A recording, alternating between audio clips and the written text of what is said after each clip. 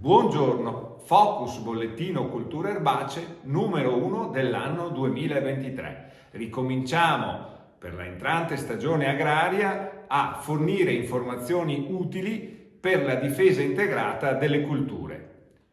Primo aggiornamento che possiamo dare è quello che la normativa che dobbiamo seguire per quanto riguarda la difesa delle culture è rimasta invariata. Quindi le regole principali che dobbiamo seguire sono quelle seguite nel 2022.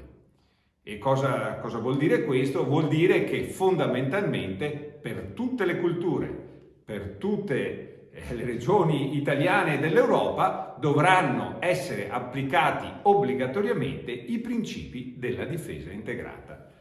Abbiamo cominciato con il numero 1 del bollettino Cultura Erbacee e con il numero 2 a descrivere il quadro normativo e a descrivere i principi e come questi dovrebbero essere applicati per le culture erbacee.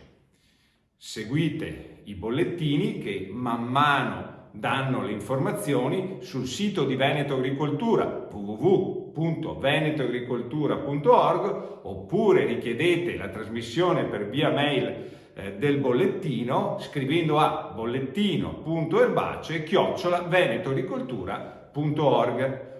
Un primo principio fondamentale che troverete nelle prime puntate del bollettino Cultura Erbacee è quello che i trattamenti per tutte le culture non possono essere fatti in base profilattica, non so cosa succederà e quindi faccio comunque un trattamento di base, che sia insetticida o di altro tipo, ma ogni trattamento fitosanitario potrà essere fatto solo dopo aver accertato la sua effettiva necessità, cioè dopo aver accertato che l'organismo nocivo che devo controllare ha superato una determinata soglia di danno.